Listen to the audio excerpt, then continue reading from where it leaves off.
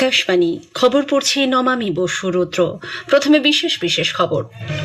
দিল্লিতে সাম্প্রতিক ছাত্র আন্দোলনের সময় বিক্ষোভরত পড়ুয়াদের ওপর পুলিশের অতিরিক্ত বলপ্রয়োগ এবং পুলিশ কর্মীদের বিরুদ্ধে হিংসার অভিযোগ খতিয়ে দেখতে সুপ্রিম কোর্ট আজ 5 সদস্যের উচ্চ ক্ষমতা সম্পন্ন তদন্ত কমিটি গঠন করেছে।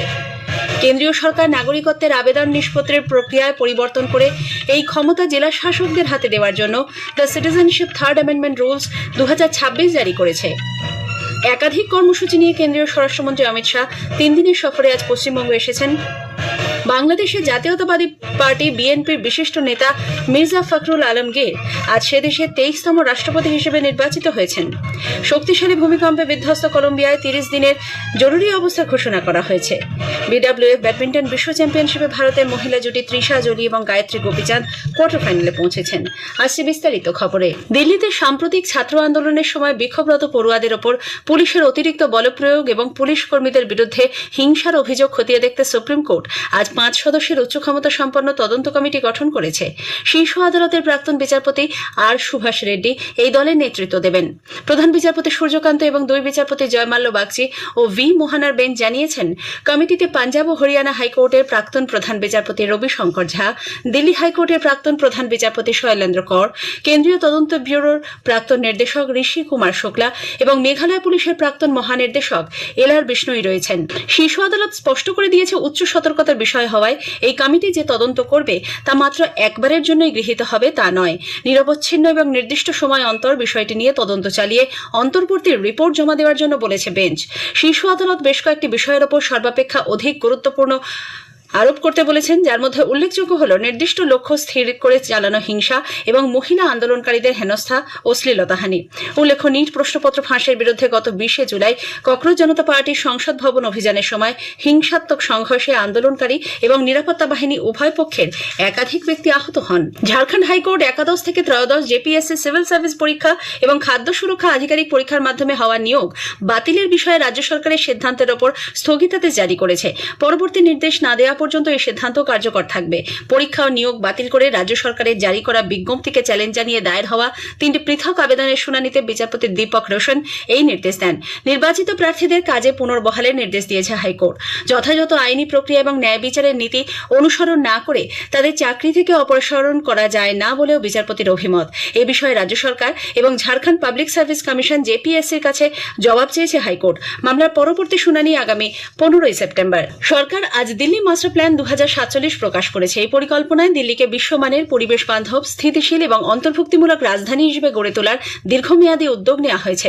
মাস্টার প্ল্যানে অর্থনৈতিক বিকাশ, প্রযুক্তিগত উদ্ভাবন এবং উন্নত জীবনযাত্রার মান নিশ্চিত করার পাশাপাশি দিল্লির সমৃদ্ধ ঐতিহাসিক ও সাংস্কৃতিক ঐতিহ্য সংরক্ষণের ওপর গুরুত্ব দেওয়া হয়েছে।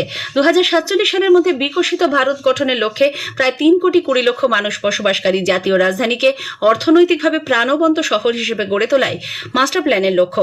অনুষ্ঠানে কেন্দ্রীয় আবাসন ও নগর বিষয়ক মন্ত্রী মনোহর লাল বলেন, আগামী কয়েক বছরে জাতীয় রাজধানীতে প্রায় 30 থেকে 40 লক্ষ নতুন ফ্ল্যাট তৈরি করা হবে। দিল্লির বিপুল জনসংখ্যার প্রেক্ষিতে আবাসনের চাহিদা মেটাতেই এই উদ্যোগ। চেন্নাইয়ের কাছে মহাবালিপুরমের স্বরাষ্ট্রমন্ত্রী অমিত শাহের নেতৃত্বে 31তম দক্ষিণাঞ্চলীয় পরিষদের বৈঠক সম্পন্ন হয়েছে। ওই অঞ্চলের উন্নয়ন ও বিকাশের ক্ষেত্রে বিভিন্ন রাজ্যের মুখ্যমন্ত্রী এবং বরিষ্ঠ আধিকারিকরা নিজেদের মধ্যে মতবিনিময় করেন।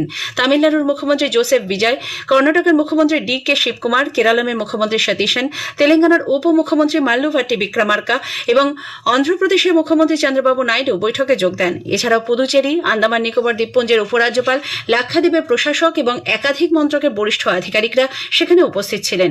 স্বাস্থ্যক্ষেত্রে অর্থের যোগান, পরিকাঠামো উন্নয়ন, পরিবেশ রক্ষা এবং আঞ্চলিক নিরাপত্তার বিষয়ে সহযোগিতামূলক গণতান্ত্রিক ব্যবস্থাপনার ওপর সকলেই জোর দিয়েছেন। কেন্দ্রীয় সরকার নাগরিকত্বের আবেদন নিষ্পত্তির প্রক্রিয়ায় পরিবর্তন করেছে।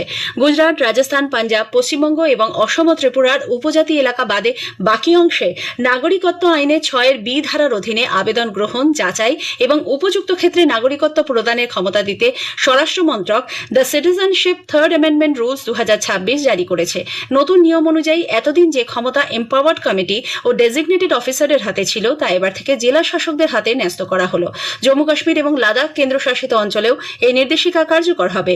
সংশোধিত নিয়মে স্পষ্ট বলা হয়েছে, জেলা শাসক আবেদনকারীর নথি যাচাই, প্রয়োজনীয় অনুসন্ধান এবং নাগরিকত্ব আইনে নির্ধারিত আনুগত্যের শপথ গ্রহণের প্রক্রিয়া সম্পন্ন করবেন। আবেদনকারীকে উপযুক্ত বলে সন্তুষ্ট হলে তিনি ভারতীয় নাগরিকত্ব প্রদান করবেন। সমস্ত আবেদন ইলেকট্রনিক পদ্ধতিতে জমা ও প্রক্রিয়াকরণ করা হবে। আবেদনকারী নির্ধারিত সুযোগ পেয়েও শপথ গ্রহণের জন্য ব্যক্তিগতভাবে হাজির না হলে আবেদন খারিজ করার ক্ষমতা জেলা শাসকের থাকবে। এ খবর আপনারা শুনছেন আকাশবাণী থেকে। কেন্দ্রীয় স্বরাষ্ট্রমন্ত্রী অমিত শাহ 3 দিনের সফরে আজ পশ্চিমবঙ্গে এসেছেন। বাগডোগরা বিমানবন্দরে তাঁকে স্বাগত জানান মুখ্যমন্ত্রী শুভেন্দু অধিকারী। উত্তরবঙ্গে প্রশাসনিক বৈঠক সহ তাঁর একাধিক কর্মসূচিতে অংশ নেওয়ার কথা। এছাড়াও সীমান্ত নিরাপত্তার সঙ্গে সংশ্লিষ্ট বেশ কিছু প্রকল্পের সূচনা করবেন তিনি। শিলিগুড়িতে কাওয়াখালীতে আগামীকাল নতুন ফৌজদারি আইন বিষয়ে 5 দিনের একটি বিশেষ ন্যায় সংহিতা প্রদর্শনীর উদ্বোধন করবেন শ্রী শাহ। অনুষ্ঠানে মুখ্যমন্ত্রী শুভেন্দু অধিকারীও উপস্থিত থাকবেন। সফরকালে স্বরাষ্ট্রমন্ত্রী সীমান্তবর্তী এলাকার নিরাপত্তা ব্যবস্থা পর্যালোচনা করবেন। কেন্দ্রীয় সরকারের বিভিন্ন প্রকল্পগুলি এখন পশ্চিমবঙ্গে সমানভাবে চালু হওয়ায় রাজ্যের মহিলা এবং শিশুরা উপকৃত হবেন বলে কেন্দ্রীয় নারী ও শিশু বিকাশ মন্ত্রী অন্নপূর্ণা দেবী মত প্রকাশ করেছেন। কলকাতায় আজ তিনি মন্ত্রকের বিভিন্ন প্রকল্প ও কর্মসূচির অগ্রগতি নিয়ে পর্যালোচনা বৈঠক করেন। মন্ত্রী বলেন, কেন্দ্র সব রকমভাবে রাজ্যের পাশে রয়েছে। সেপ্টেম্বর মাস পোষণ মাস, সেই উপলক্ষে বিভিন্ন কর্মসূচির মাধ্যমে সচেতনতা বৃদ্ধি করা হবে বলেও তিনি জানান। পোষণ মাসে আমরা থিম বেসড প্রোগ্রাম করি, এইবারও করব ভালোভাবে। এখানে পশ্চিমবাংলে পোষণ মাস চালাই, এইবারে যেটা থিম আমরা ফাইনাল করব, ওই থিম বেসড অ্যাক্টিভিটিস বেশিভাবে চলুক। গ্রামের লোকেদেরকে এটা বেশি জনজাগরুকতা অভিযানের মাধ্যমে কি ভালোভাবে ওনারা সঙ্গে মিলে কাজ করুক। আর যে স্কিমগুলো চলছে, স্কিমের জানকারি বা স্কিমের যে লাভার্থীরা ওনারা সহি মতো লাভ পায়। বাংলাদেশ জাতীয়তাবাদী পার্টি বিএনপির বিশিষ্ট নেতা মির্জা ফখরুল আলমগীর আজ সে দেশের 23তম রাষ্ট্রপতি হিসেবে নির্বাচিত হয়েছেন। জাতীয় সংসদে আয়োজিত রাষ্ট্রপতি নির্বাচনে 78 বছর বয়সী এই প্রবীণ নেতা 255টি ভোট পান।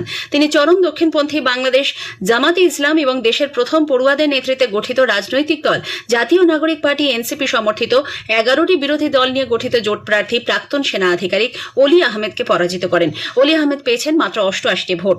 দেশের মুখ্য নির্বাচন কমিশনার এএসএম নাজির উদ্দিনের নেতৃত্বে আজ রাষ্ট্রপতি নির্বাচনে 343 জন সাংসদ ভোটদান করেন। আগামীকাল সন্ধ্যায় নতুন রাষ্ট্রপতি বঙ্গভবনের দরবার হলে শপথ গ্রহণ করবেন। উল্লেখ্য, 35 বছর পরে এই প্রথম সেদেশের রাষ্ট্রপতি নির্বাচনে একাধিক প্রার্থী প্রতিদ্বন্দ্বিতা করলেন। শক্তিশালী ভূমিকম্পে বিধ্বস্ত কলম্বিয়ায় 30 দিনের অর্থনৈতিক, সামাজিক এবং পরিবেশগত জরুরি অবস্থা ঘোষণা করা হয়েছে। বগুড়ায় আজ মন্ত্রিসভার বৈঠকের পর রাষ্ট্রপতি আলবার্তো দে লা এসপ্রিয়েলা এ সংক্রান্ত একটি ডিক্রি জারি করেন। তিনি বলেন, দেশের গণতান্ত্রিক ইতিহাসে এই প্রথম কলম্বিয়া জটিল অর্থনৈতিক পরিস্থিতির মধ্যে দিয়ে চলেছে।